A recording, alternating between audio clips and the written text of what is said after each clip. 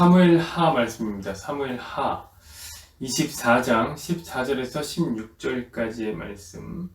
사무엘하 24장 14절에서 16절까지의 말씀입니다. 제가 읽어드리도록 하겠습니다. 다윗이 갓에게 이르되 내가 고통 중에 있도다. 청하건대 여호와께서는 긍휼이 크시니 우리가 여호와의 손에 빠지고 내가 사람의 손에 빠지지 아니하기를 원하노라 하는지라. 이에 여호와께서 그 아침부터 정하신 때까지 전염병을 이스라엘에게 내리시니 단에서부터 브엘세바까지 백성이 죽은 자가 7만 명이라. 천사가 예루살렘에 향하여 그 손을 들어 멸하려 하시더니 여호와께서 그 재앙 내리심을 뉘우치사 백성을 멸하는 천사에게 이르시되 족하다. 이제는 네 손을 거두라 하시니 여호와의 사자가 여부스의 사람 아라우나의 타작마당의 곁에 있는지라. 아멘. 오늘 이 말씀을 중심으로 해서 진노 중에 긍휼 세 번째 시간입니다. 그곳에 특별한 긍휼이 있다 라는 제목으로 함께 말씀을 나누겠습니다. 여러분, 성경을 이제 읽다 보면요, 분명히 하나님께서는 우리와는 조금 다른 법감정을 느끼고 계시는 분이다, 다른 법감정을 갖고 계신다, 이것을 느끼게 됩니다. 왜냐면 우리가 느끼기에는 별것이 아닌 일에 그 별거 아니거든요. 근데 하나님은 대단히 분노하시는 것을 우리가 종종 발견하게 되기 때문에 그렇습니다. 예를 들면 노아가 술을 먹고 실수해서 옷을 벌거벗고 누워있는 것을 그 아들 함이 발견했습니다. 그리고 그 아들 함이 형제들에게 놀리는 장면이 나오는데, 함은 그 결과를 어떻게 되냐면 영원토록 형제들의 노예가 되는 저주, 징계를 받게 됩니다. 여러분 생각해보세요. 아버지 한번 놀릴 수도 있죠. 그걸 가지고 영원토록 노예가 될 일입니까? 여러분, 또한 이스라엘이 가나안을 정복하는 장면을 보면 전쟁을 시작하는데 아간이라는 사람이 도둑질을 해요. 도둑질을 해갖고 이스라엘 전체가 전쟁에서 패배하는 일이 생깁니다. 그럼 많은 사람들이 죽는 장면이 나와요. 여러분, 물론 도둑질은 나쁜 것이죠. 매우 안 좋은 것입니다. 하지만 그렇다고 해서 한 사람의 도둑질 때문에 민족 전체가 전쟁에서 패하고 또 많은 사람들이 죽는 이 하나님의 진노를 우리는 과연 어떻게 이해할 수 있겠습니까? 우리가 가진 법감정으로는 이게 이해가 안 돼요. 그래서 하나님의 법감정이라는 것이 매우 예민하게 느껴집니다. 그런데 또 그런 예민한 법감정을 소유하신 분이 아브라함이라는 사람에게는 아들 이삭을 죽이라고 살인교사를 한단 말이에요. 여러분, 이런 하나님은 우리가 느끼기 매우 생경함을 느낀단 말이에요. 여러분, 어쨌든 하나님 왜 이러시는 걸까요?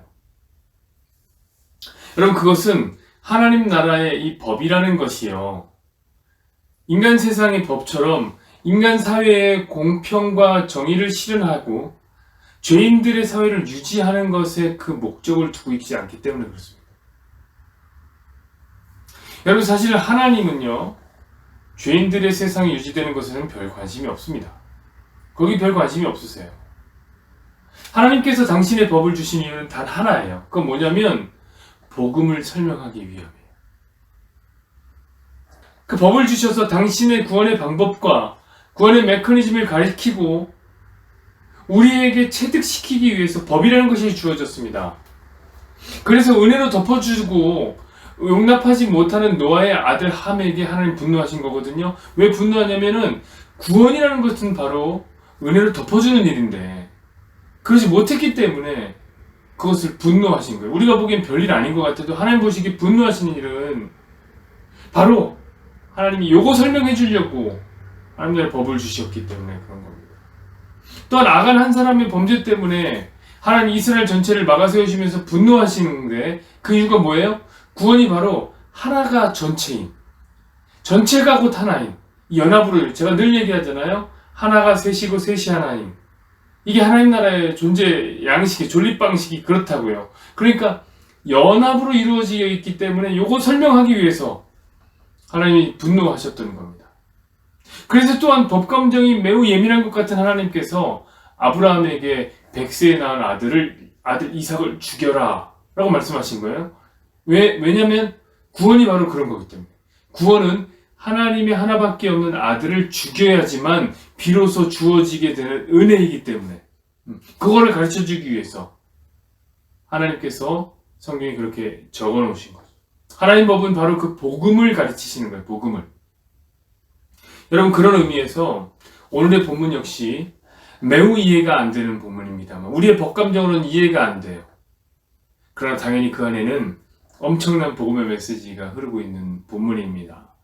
자, 오늘 본문에서 하나님은 다윗에게 굉장히 분노하고 계시네요. 그렇죠? 근데 그 이유가 좀 이상해요. 왜 분노하느냐? 다윗이 인구조사를 했기 때문에 그렇대요. 인구조사를 했다. 여러분, 다윗이 인구조사를 하는 게 뭐가 잘못됐습니까? 네? 왜냐면 다윗은 왕이거든요. 왕이 인구조사를 하지 누가 인구조사합니까? 그럼 인구조사는 이스라엘 사회를 유지시키는데 매우 도움이 되는 일이에요.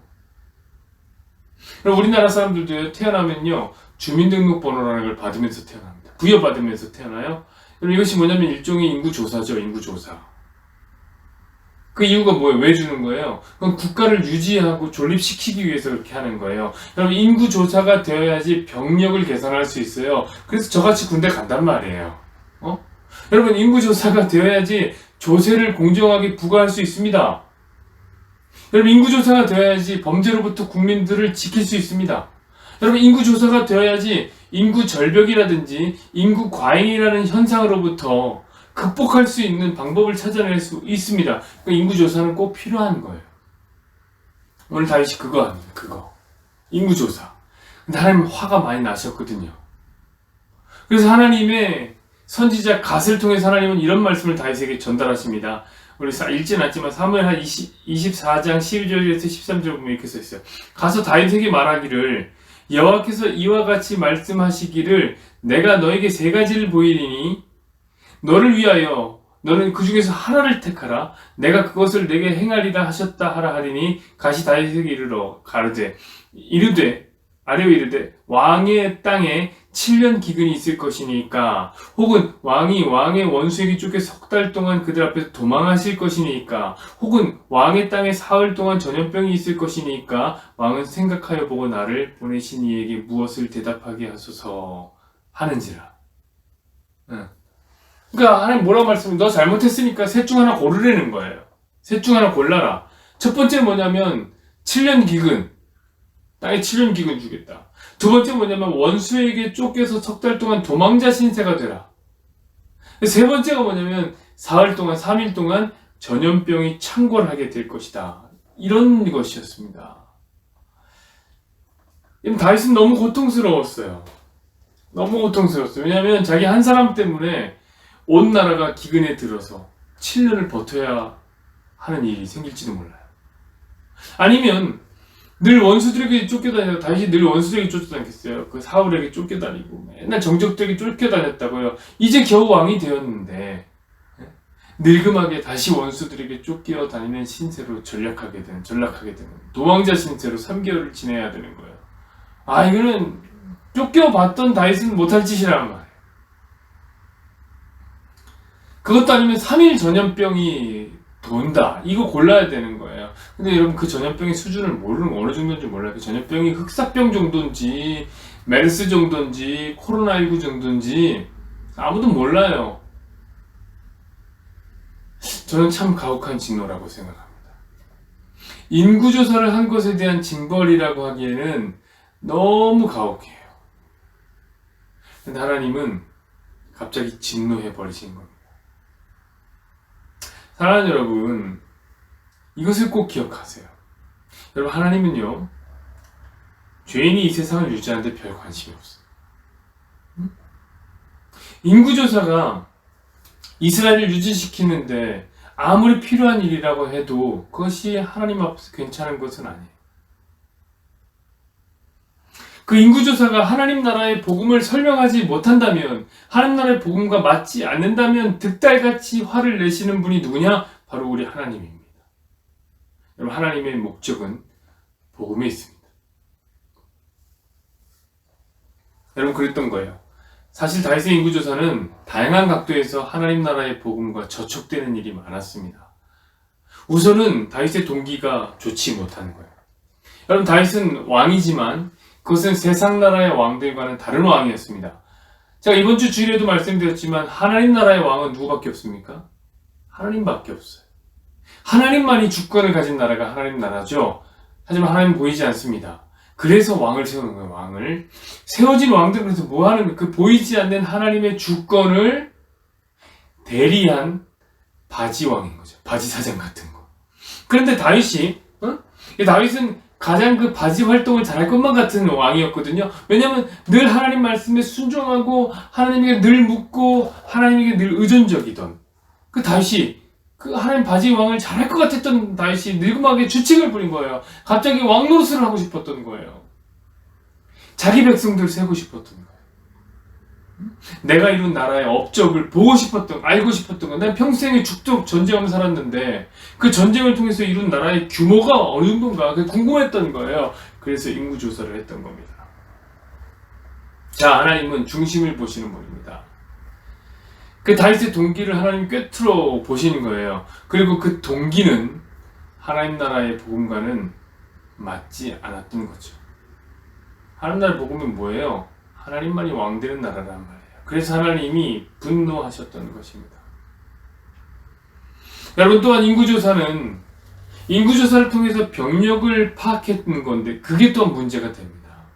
우리 이번 주 주일에 또 이야기한 게 뭡니까? 하나님께서 왕에게 뭐 많이 두지 말라고 했죠? 병마를 많이 두지 말라고 했어요. 병마. 그럼 왜 병마 많이 두지 말라고 했습니까? 전쟁이 너희 힘으로 하는 거 아니야. 이걸 알려주기 위함이라다. 근데 하나님 나라의 전쟁은 하나님에게 맡겨져 있는 것인데 하나님이 전사가 돼서 싸우는 것인데 그래서 병사를 많이 두지 말라고 했는데 다윗은 인구조사를 통해서 뭘 한 거예요? 병력을 파악한 거예요. 왜요?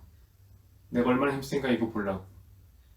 한번 이거 보세요. 9절에 이렇게 써있는데 요압이 백성의 수를 왕께 보고하니 곧 이스라엘에서 칼을 빼는 담대한 자가 80만 명이요 유다 사람이 50만 명이었더라. 이 무슨 얘기인지 아시겠죠? 바로 이 부분이 복음에 거슬리는 부분이었던 거죠. 그러면 하나님은 바로 진노하십니다. 그래서 하나님이 다윗에게 세 가지 선택지를 징벌로 준 거예요. 자, 그러자 다윗이 어떻게 합니까? 그 징벌을 달게 받습니다. 왕이면 하나님 앞에 도전돼 볼 법한데 달게 받아요. 여러분, 저는 다윗이 이런 면이 훌륭하다고 생각합니다. 다윗은 자기 변명을 길게 안 해요. 그리고 자아를 잘 꿰뚫어 보고 있어요. 잘 파악하고 있어요. 그래서 바로 인정해 버립니다. 그렇지, 내가 잘못했지, 하나님 잘못했습니다. 이렇게 인정해요. 그런데 오늘 본문에서 무엇보다 다윗이 훌륭한 점이 하나 있는데 그게 뭐냐면 다윗은 하나님의 마음을 잘 알았다는, 그게 훌륭한 것 같아요. 한번 14절 보시죠. 14절에 이렇게 써 있어요. 다윗이 가세에게 이르되 내가 고통 중에 있도다. 청하건대 여호와께서는 긍휼이 크시니 우리가 여호와의 손에 빠지고 내가 사람의 손에 빠지지 아니하기를 원하노라 하신지라. 다윗은 하나님의 긍휼을 잘 알고 있어요. 그래, 하나님은 긍휼이 크시고 넘치시는 분이야. 사람에게 두들겨 맞지 말자. 원수에게 쫓기지 말자. 기근 7년? 이거 너무 길어. 하나님의 자비를 믿자. 그리고 그 전염병을 고른 거예요. 그럼 하나님의 자비하심이, 긍휼하심, 우리를 다루어 주실 것이다. 이렇게 생각했던 것입니다. 그래서 다시 뭘 골랐냐면 3번을 골랐다. 3일간의 전염병을 고른 겁니다. 무엇을요? 진노 중에라도 있을 하나님의 긍휼을 믿었기 때문에. 여러분, 그런데 이게 웬일입니까? 3일 동안 무려 7만 명이 죽은 겁니다. 15절 보시죠. 이에 여호와께서 그 아침부터 정하신 때까지 전염병을 이스라엘에게 내시니 단에서부터 브엘세바까지 백성의 죽은 자가 7만 명이라. 이게 대박이죠. 여러분, 하나님 그러실 줄 아무도 몰랐던 거예요. 긍휼이 많으신 하나님이 그냥 감기 정도 되는 전염병으로 솜방망이 처벌을 하실 줄 알았는데 이건 그냥 흑사병보다 더 센 전염병이 돌았던 거예요. 3일에 7만 명이 죽는 어마어마한 일이 벌어진 겁니다. 다윗은 아마 놀랐을 거예요. 깜짝 놀랐어요. 그래서 오늘 본문 너머에 보면 우리가 읽진 않았지만 그런 신경을 17절 이런 신경을 보여줍니다. 다윗이 백성을 치는 천사를 보고 곧 여호와께 아뢰어 이르되 나는 범죄하였고 악을 행하였거니와 이 악무리는 무엇을 행하였나이까 청하건대 주의 손으로 나와 내 아버지의 집을 치소서 하니라. 다윗이 몰랐던 거예요. 이럴 줄 몰랐어. 하나님이 차라리 나 죽이라, 이거 날 죽여라. 나는 하나님이 긍휼이 많으신 분인 줄 알았는데 이렇게 사람 뒤통수랑 치다는 거예요. 이건 몰랐다는 거예요. 여러분 그렇지 않겠습니까? 다윗 같은 성인 군자가, 성군이 백성들에게 얼마나 미안했겠습니까? 자기 때문에 7만 명이 죽었던 거예요. 여러분 그러면 7만 명이라면 그 가족들까지 하면 정말 어마어마하게 많은 사람의 숫자가 다윗 한 사람 때문에 죽음의 고통에 사로잡히게 된 겁니다. 어쩌면 이때 다윗은 하나님께 좀 서운했을 수도 있을 것 같아요. 그런데 여러분, 제가 서두에도 말씀드렸듯이 하나님의 뜻은 이 세상에서 자기 백성들이 잘 먹고 잘 사는 데 있잖아요. 그런 사회 유지하는 데 있잖아요. 하나님 우리와는 조금 다른 법감정으로, 하나님은 우리와는 조금 다른 처벌 규정으로, 하나님 우리와는 조금 다른 세계관으로 하나님이 하시고자 하는 것을 행하시고 있으세요. 그게 뭐라고요? 오늘 계속 그 얘기합니다. 하나님 나라의 복음을 전하는 것. 그 나라의 복음을 가르치시는 것.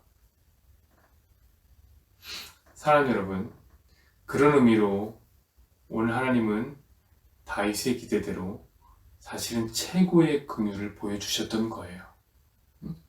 오늘 다윗을 징계하기 위해서 3일 동안 7만 명을 죽이신 하나님께서 그 진노를 어떻게 멈추시는지 한번 보십시다. 16절 보시죠. 천사가 예루살렘을 향하여 그 손을 들어 멸하려 하더니 여호와께서 이 재앙을 내리심을 뉘우치사 백성을 멸하는 천사에게 이르되 족하다.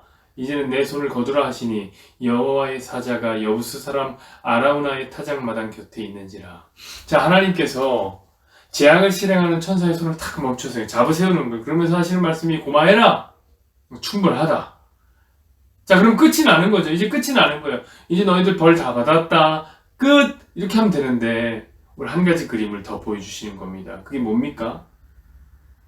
여호와의 사자가 아라우나라는 사람의 타작마당의 곁에 서 있는 그림을 보여주십니다.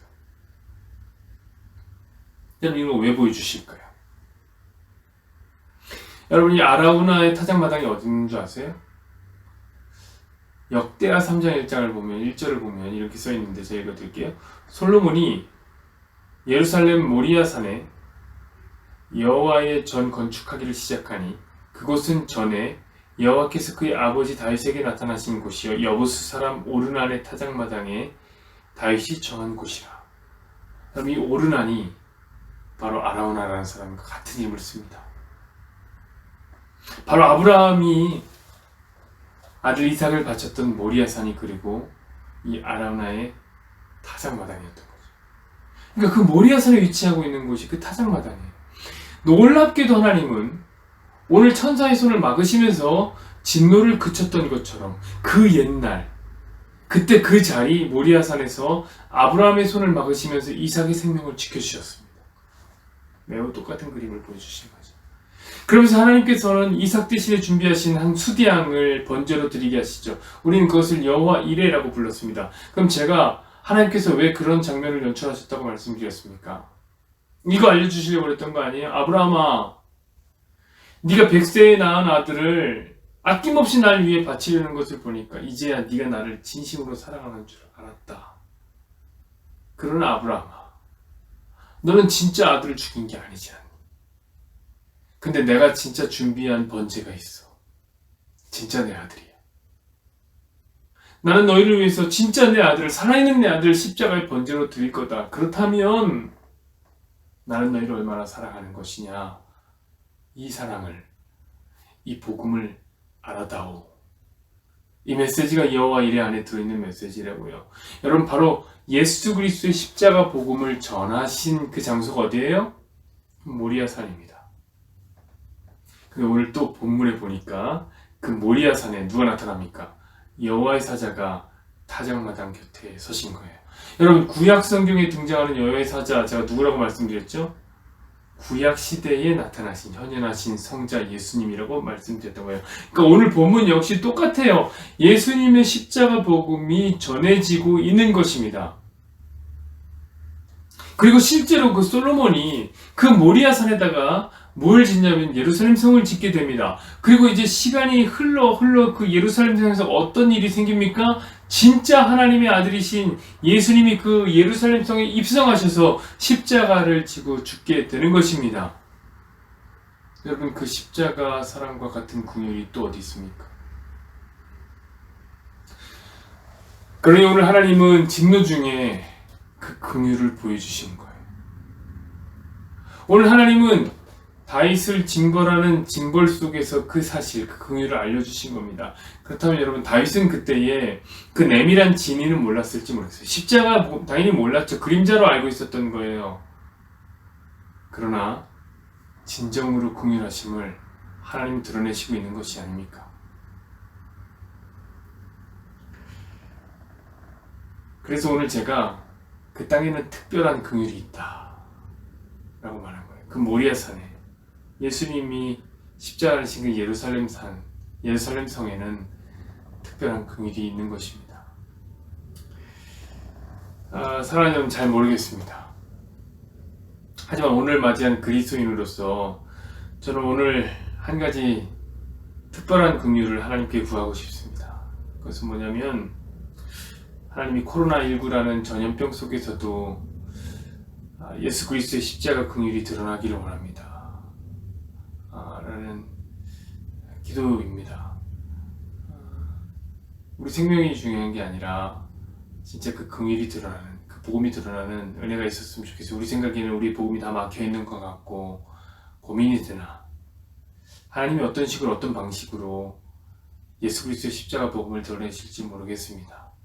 오늘 진노 중에도 은혜를 베푸시고 긍휼을 베푸신 하나님께서 이 진노 가운데에 예수 그리스도의 십자가 복음을 다시 한번 드러내시기만을 간절히 한번 바라봅니다. 그냥 기도하시죠. 여호와는 내게 복을 주시고 너를 지키시기를 원하며 여호와는 그의 얼굴을 내게 비추사 은혜 베푸시기를 원하며 여호와는 그 얼굴을 내게로 향하여 드사 평강 주시기를 원하노라.